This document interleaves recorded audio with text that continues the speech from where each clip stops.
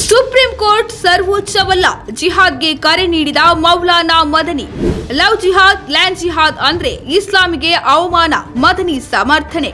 ದೇಶದಲ್ಲಿ ಮತ್ತೆ ಕೋಮುದ್ವೇಷ ಹರಡಿದ ಜಮಿಯತ್ ಉಲಾಮಾ ಎ ಹಿಂದ್ ಮುಖ್ಯಸ್ಥ.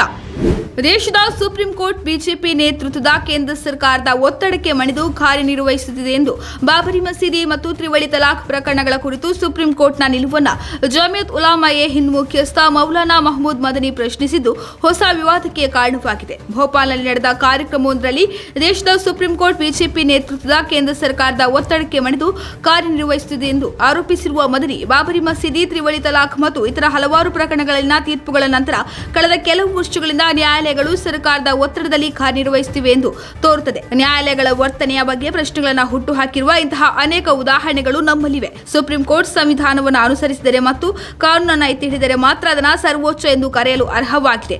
ಅದು ಹಾಗೆ ಮಾಡದಿದ್ದರೆ ಅದು ಸರ್ವೋಚ್ಚ ಎಂದು ಕರೆಯಲು ಅರ್ಹವಲ್ಲ ಎಂದು ಹೇಳಿ ದೇಶದ ನ್ಯಾಯಾಂಗ ವ್ಯವಸ್ಥೆಗೆ ಅವಮಾನ ಮಾಡಿದ್ದಾರೆ.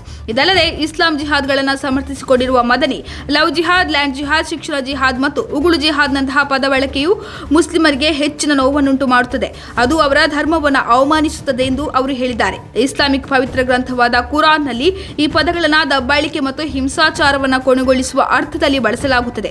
ದಬ್ಬಾಳಿಕೆಗಳು ಇದ್ದಾಗಲೆಲ್ಲ ಜಿಹಾದ್ ಇರುತ್ತದೆ ಎಂದು ವಿವಾದಾತ್ಮಕ ಹೇಳಿಕೆಯನ್ನು ನೀಡಿದ್ದಾರೆ. ಮತಾಂತರ ಕಾನೂನು ಧಾರ್ಮಿಕ ಸ್ವಾತಂತ್ರ್ಯದ ಮೂಲಭೂತ ಹಕ್ಕಿಗೆ ವಿರುದ್ಧವಾಗಿದೆ.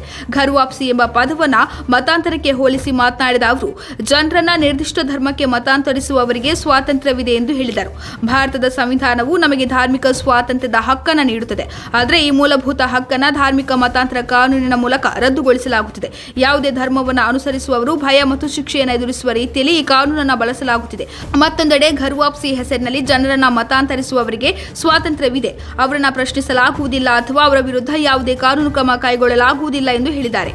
ಸದ್ಯ ಮದನಿ ಹೇಳಿಕೆಗಳು ರಾಷ್ಟ್ರೀಯ ಮಟ್ಟದಲ್ಲಿ ವ್ಯಾಪಕ ಚರ್ಚೆ ಮತ್ತು ಟೀಕೆಗೆ ಗುರಿಯಾಗಿದ್ದು, ಬಿಜೆಪಿ ಸಂಸದ ಮನೋಜ್ ತಿವಾರಿ, ಮುಸ್ಲಿಂ ಸಮುದಾಯದ ನಮ್ಮ ಸಹೋದರ ಸಹೋದರಿಯರು ಸುರಕ್ಷಿತ ಮತ್ತು ಹೆಚ್ಚು ಸವಲತ್ತು ಪಡೆದಿರುವ ಸ್ಥಳ ಜಗತ್ತಿನಲ್ಲಿ ಯಾವುದಾದರೂ ಇದ್ದರೆ ಅದು ಭಾರತ ಎಂದು ಹೇಳಿದ್ದಾರೆ. ಜೊತೆಗೆ ವಿಶ್ವ ಹಿಂದೂ ಪರಿಷತ್ ವಕ್ತಾರ ವಿನೋದ್ ಬನ್ಸಾಲ್, ಮೌಲಾನಾ ಮದನಿಯಂತಹ ನಾಯಕರು ಎಲ್ಲ ಮುಸ್ಲಿಮರನ್ನ ಜಿಹಾದಿಗಳು ಎಂದು ಕರೆಯುತ್ತಾರೆ, ಎಲ್ಲರಿಗೂ ಜಿಹಾದ್ ಮಾಡಲು ಕರೆ ನೀಡಿದ್ದಾರೆ ಎಂದು ಆರೋಪಿಸಿದ್ದಾರೆ.